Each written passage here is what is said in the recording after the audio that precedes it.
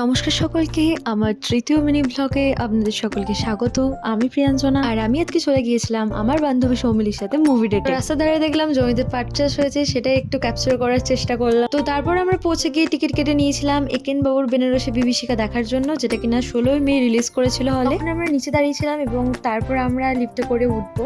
এই যে আমরা লিফটে করে উঠছি আর বাইরের দিকটা দেখাচ্ছি, আর এভাবেই লিফটে করে উঠতে উঠতে আমরা 5th ফ্লোরে পৌঁছে গেলাম। তো 5th ফ্লোরেই ছিল SVF, আর ওখানে গিয়ে আমরা একটু ভিডিও করছিলাম চারিদিকে, আর সৌমিলি একটু হাই করে দিল ভিডিওতে। একেন বাবু আমার একটি খুব প্রিয় চরিত্র, তাই সুযোগ হাতছাড়া না করে চলে গিয়েছিলাম। এই যে আমরা ঢুকেও গিয়েছি আর জায়গা মতো বসেও পড়েছি, এবার শুধু শুরু হওয়ার অপেক্ষা। এই যে ও সানগ্লাসটা পরে দেখছে যে ওকে কেমন লাগছে দেখতে। সানগ্লাসটা পরে পরে ছবি তোলার কথা হয়েছিল, কিন্তু এতই গল্প মজা করেছে যে সবই ভুলে গিয়েছিলাম। তো জাতীয় সঙ্গীত দিয়ে আমাদের মুভি শুরু হলো। মুভিতে যেমন সুন্দর সুন্দর বেনারসের দৃশ্য ছিল, তার সাথে ছিল একেন বাবুর মজার মজার কথা।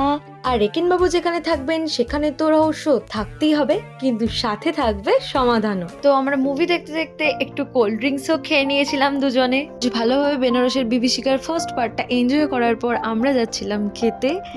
এই যে আমরা প্রায় চলে এসেছি, এই যে ভিতরে ঢুকে পড়লাম।